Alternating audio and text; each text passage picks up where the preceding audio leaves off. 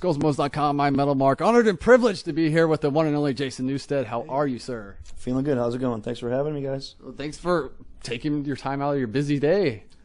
I'm all just about talked out. I got a little bit left, and it's all for you guys. All right, we'll keep it short then. We'll keep it short. Whatever you need.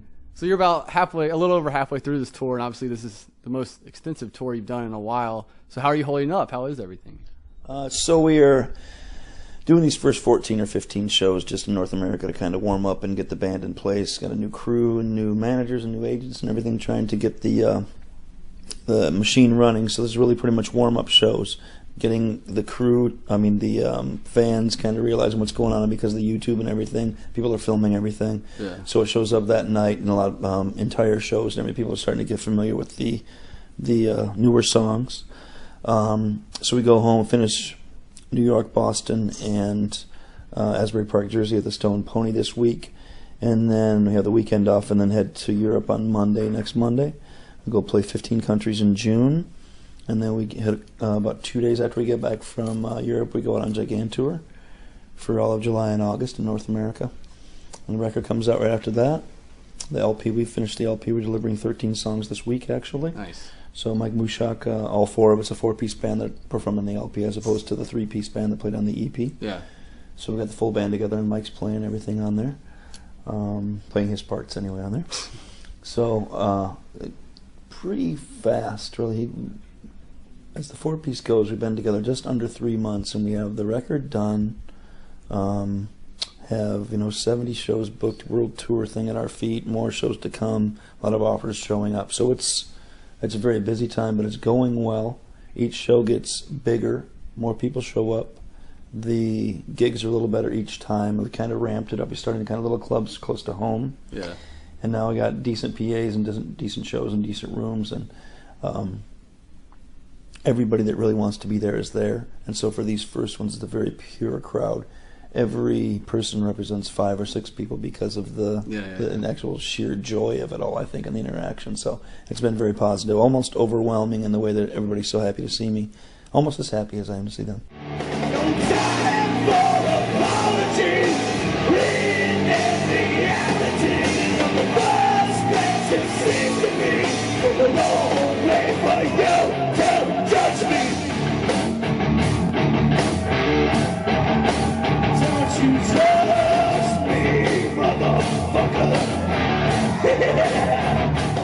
When the Metal EP came out, the response from the fans, from press, from everybody, they were just so ecstatic to have you back in the scene. Were you blown away by all the response that you got back so quickly? Definitely overwhelmed. The way that social media has changed everything so much since I was in. It's been 10 years since I was really on tour or anything, and a lot of things have changed. But especially that I can go on just the tap of a button and see what's going on in all the corners of the world. That I used to have to go and shake the hands of the people and just be there right in the moment, look in their eyes and see what's going on in their town, what bands they're digging at the time, what shirts they're wearing and stuff. Now I can find it out just like this, and in one night find out what's going on all over the world. So that's a pretty big deal. And it has been way overwhelming just for that fact in itself, of being able to see the mass of people so quickly. But also the reconnection with the fans that already existed, the longtime fans, the generational fans, newer fans that haven't seen me play live yet, but the video that exists and being played all the time on the radio that exists is stuff that I played on with Metallica and stuff, so that has kept me alive even though I wasn't out in the thick of it or anything. So now that I'm back in the thick of it, everybody's pretty happy to see me. I think what they expect to see, on the same cat, same Fighting Weight as Black album, same dude ready to go that they expect to see. I'm going to be that guy. The monster is on the stage again and screaming out loud. So long answer to a simple question, but it's going better than I could have expected, actually. Yeah, no, obviously very quickly. Yeah, very quickly.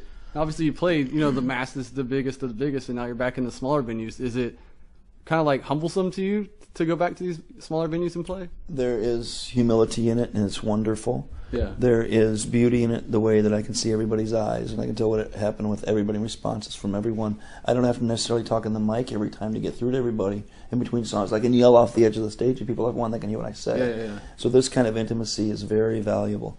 And Yeah, I've played some of the biggest places, and there's wonderful when you have that many people and that much electricity singing louder than the PA system and all that. That's a wonderful thing. But each scenario that I've played in, all of them, each has their own beauty for different things. And just like that, it's such a personal thing when you're coming to 200, 300, 400 people at a time. It's pretty awesome. And two, I don't think I have to really prove myself, but I do have to reaffirm with everybody that I'm back and I'm strong and they can count on the music again, rely on my performance again and stuff like that. Always go in, the same mentality as it's always been since Flotsam, that, going to play like I don't get to play again. This is the last show that I have a chance to play. I'm going to play like that. And I always have, That won't change. There's a lot of things that haven't changed. And the world has changed, and the technology has changed and all that, but a lot hasn't changed coming from my conduct. And the thing about the avenues that never can change, got to take the music to the people, one person at a time, one show at a time, cranking it up, getting through to people like that. Yeah. That's never going to change. No matter how much it gets spreads out and how many people know about what you're doing or these kind of things, but the live concert experience can never be replaced. Yeah. So I want to make sure that we keep that intact. That's really like the purity of everything. Let the music do the talking. Not too much fluff on this first one. I'd like to have giant production someday, but that's not what this is about right now. Yeah. It has to be about the music first.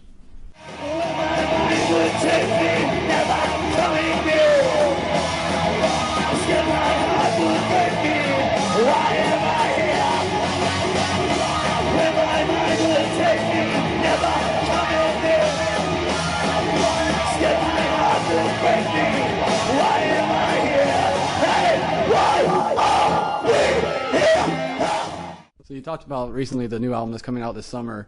You said it's going to be 13 songs now, because originally it was supposed to be 10. We're delivering 13, maybe even 15, I think, total when it comes down to it, and then they use things for bonus tracks for other countries and all that, because nowadays, one of the new avenues, or some of the new avenues that exist, is you license to different territories, as opposed to used to be 3 companies you sign with Polygram to cover that part of the world, and whoever on this side, and then Sony up here to cover this part of the world, and that was it, and everybody's handled it under those umbrellas. Now it's 14 separate territories and things to cover the whole world. A couple of them are Sony, a couple of them are Universal and Geffen and whatever through time, So that approach on things is kind of different. So you have to use the different licenses, demand different amounts of songs. So I think 15 total being delivered. This sequence that I have built right now, as the artwork's getting finalized this week, is 58 minutes of music that's being for the North American release. That's what I plan on doing. I wanted to give an hour of solid music. So that's pretty much where we're at.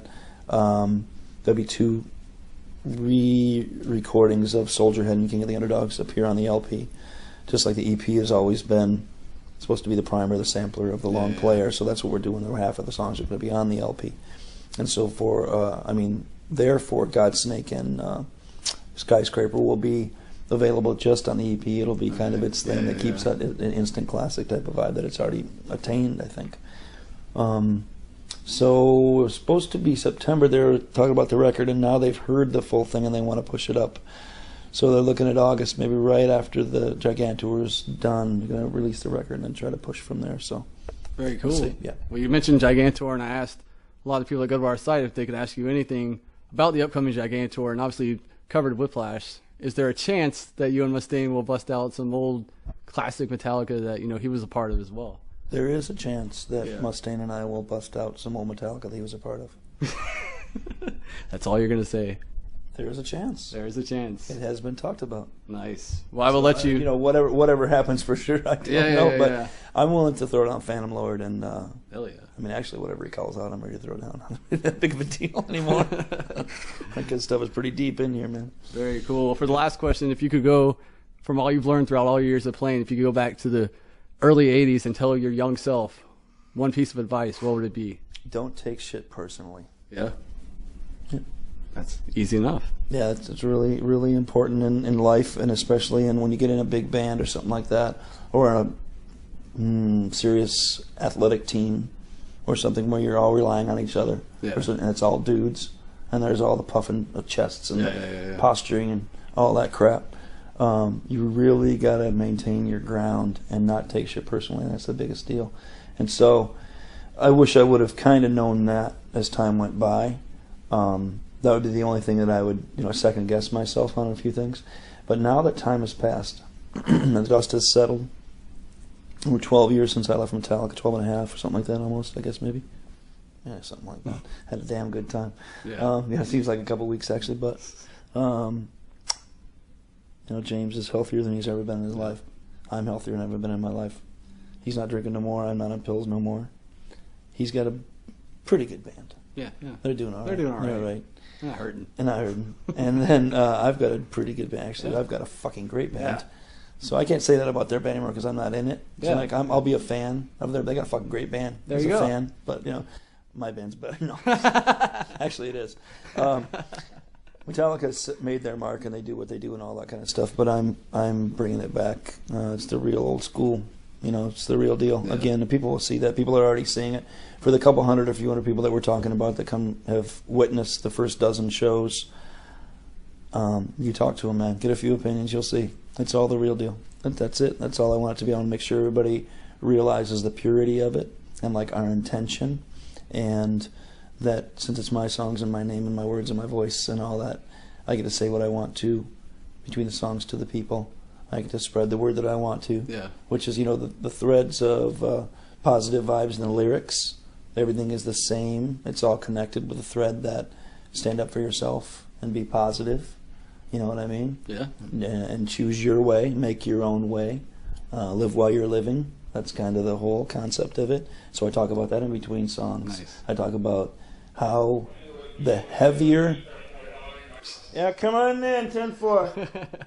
breaker. The heavier the music, the happier the people are. Easily. Yeah. And so that's kind of what I'm trying to get across, is that we can, with the heavy music, we can all be really, really happy that the metal brings us together as long as we keep it alive. That type of shit. That's my quest. It's not the flow.